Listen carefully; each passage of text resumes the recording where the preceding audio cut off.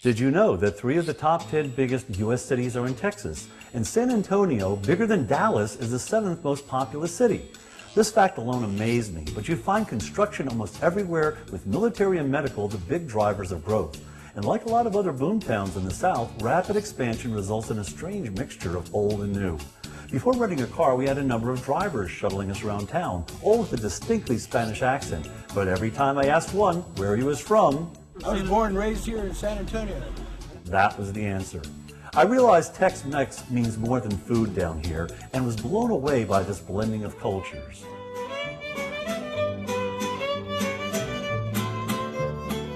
We stayed at the Westin La Cantera, the resort whose 2 courses included hosting the PGA Tour's Texas Open.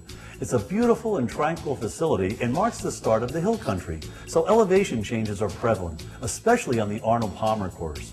Coming down the finishing stretch, like Olivier chewing up the scenery in Hamlet, Arnie dramatically staged a spectacular finish of rock formations and waterfalls.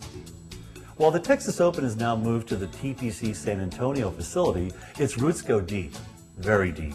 Back near downtown, you'll find Brackenridge Park, the oldest public golf course in Texas, first site of the Texas Open, and an original design of famed architect A.W. Tillinghast. The city has spent big money restoring Brackenridge to Tillinghast's original vision, and it should. It's a really great layout with a lot of golfing history behind it. The San Antonio River, well, maybe creek would be a better description, winds through the course. The front 9 holes are good, but in my view, not great. The biggest challenge for first-timers is navigating the fairway bunkers, many somewhat hidden, avoiding the steeply pitched greenside bunkers, and handling the long par 3s. Now the backside, that's something else, and the word is fabulous. You really have to golf your ball here, crossing the barranca, changing directions, and calculating distances to handle holes like the diabolical 16th, which goes down, around, has a huge tree, well, like Ned Ryerson says in Groundhog Day, it's a doozy! and really a lot of fun to play. Brackenridge has almost hit the century mark, with reminders around that showed there actually were shovel-ready jobs at one time for golf infrastructure. The Texas Golf Hall of Fame resides here, with pictures reminding you that all the great ones of past eras battled on Breckenridge, including Mike Suchak, whose round of 60 spawned a record that stood for decades, the most strokes in relation to par for a PGA tournament. A new building will soon give the Hall of Fame a larger presence, and true to its root, next door to the Brack is the renowned if modest Pan-American Clubhouse, where you can down a cool one and soak up some more golfing history. Just a good long iron away is the opportunity to really enjoy a great meal and authentic Mexican cuisine at La Gloria. Great atmosphere, music, and dishes such as deshebrada are on the menu. Like most Americans, I associate Mexican food with extreme spiciness. But renowned chef Johnny Hernandez told me, well, that's just a lot of hot air. Authentic Mexican food, by design, is not spicy. In Mexico, the tradition is you add salsa as a condiment to an entree that's maybe served. So it's kind of a misconception when you think of Mexican food. People think, how spicy is it? But it's not. Our food is very mild. There's just a handful of dishes that are spicy throughout interior Mexico. The city's 2 most well-known attractions are the Alamo and the Riverwalk. I knew about the Riverwalk with its almost endless offerings of restaurants, bars, shops, and entertainment. What I didn't know was that for either $10 or $15, depending on how far you want to go, you can hop on and off the river taxis. In fact, the last stop is next door to La Gloria restaurant. So you can play at Brackenridge, eat well at La Gloria, then take the river taxi downtown, hopping on and off at will, where you can drink, sing along, or drink and sing along. And also, like Bourbon Street in New Orleans, you and your beverage can cruise the Riverwalk legally. And your designated driver on the river taxi will tell you everything you ever wanted to know about the city. Cool. And by the way, the parking is free at the area called the Pearl, where La Gloria is located. Just up the expressway from Brackenridge, you can move up a generation or two architecturally, where Keith Foster carved his signature out of a unique property. The quarry, aptly named after the property's former use, could have been called the Quandary, because it will test your golfing skills. I give it a AAA rating. Accuracy, accuracy, accuracy.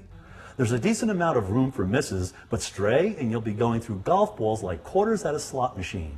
The front nine is very much a links layout, and there's some pretty good elevation changes. The back nine is dominated by the quarry.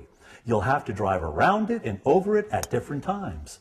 In terms of losing balls, well, you can end up on the rocks or in the bush. Neither place is somewhere you want to be, unless you come equipped with your own machete, which, as you can see, plainly makes the course much easier. And if you get to play with some Mexican visitors, ¿Ves? ¿Ves la confianza que le hace el que nosotros tiremos bien? Oh, hello. you probably won't have any clue as to what they're saying. It's almost mandatory to visit the most popular attraction in the state of Texas, the Alamo. But it was hard to find. I rented a car from Alamo, only to find out that the company wasn't even started in Texas, but Florida. At the quarry, I thought I'd located it, only to learn that those smokestacks were from a factory, not the real thing. But finally, when I went downtown, what I thought was an Alamo gift shop really was the Alamo. Well, okay, part of it. In fact, the Carnival Midway tourist strip is where most of the fighting took place. The iconic Mission is located across the street. It was a little disappointing that the Alamo was not some huge national park area like Valley Forge, but buried among the city's skyscrapers. Still, it's actually quite nice and very moving to visit. Well, here's a little inside tip when visiting downtown by car. You don't have to pay big bucks to park at a hotel or even feed the parking meters. Just a couple of blocks in several directions, the local churches offer parking at bargain rates. That's the way to go. And if you don't mind a little cheesiness and relish oddities, there are lots of fun places to indulge yourself. Ripley's Believe It or Not, for instance, and the somewhat wacky Buckhorn Saloon and Museum. Now, in the old days, cowpokes, short on cash but long on thirst, started trading heads and horns for hops. Makes sense to me, even though they won't take things like golf balls in trade today. Well, maybe I should have tried Titleists. But not only is it a watering hole, it's also a museum that includes Texas Rangers history and paraphernalia, and other sections of strange curiosities. Hello. Hello. And a wide variety of antler chairs, things I haven't found at Target lately. When you head out of town, along the highways, you'll find every kind of shopping center and chain restaurant imaginable, adding to the homogenization of America. So grabbing a good meal is never a problem for any budget or taste, whether it's haute cuisine at the Silo, middle-of-the-road Saltgrass Steakhouse, where I got a burger cooked to perfection, or real down-home cooking at Josephine's Steak and Whiskey. Steak and whiskey? Resort golf dominates the Northern Hill Country, and my last playing stop was the Hyatt Hills Country Golf Club. I know most golfers don't pay attention to who designed the course, but here's some sage advice.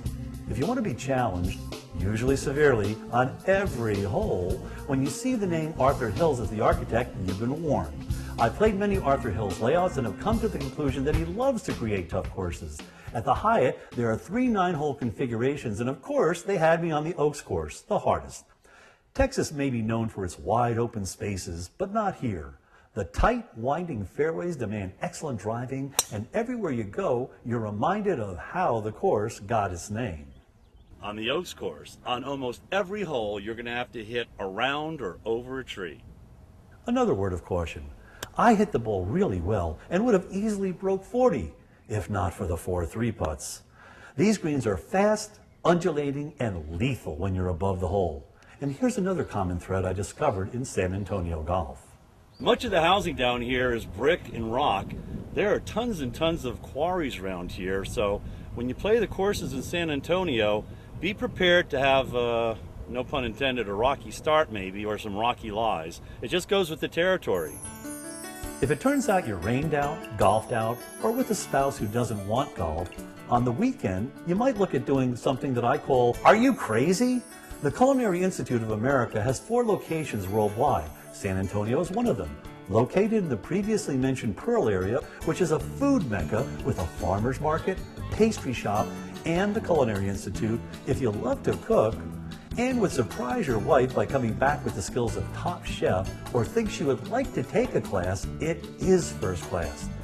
My choice was Indian cooking, and the teacher, professor, was Chef Hinner. While he wouldn't own up to being listed in the Guinness Book of World Records as the world's tallest chef, he was super cool, funny, and knowledgeable in educating us about the subtleties of Indian cuisine. Not only do we learn what to eat, but how to make it. It really is hands-on. And just like Top Chef, at the end, everyone eats what they made. And thankfully, it was delicious. There you have it, a German chef teaching Indian cooking. A golf clinic with Lorena Ochoa.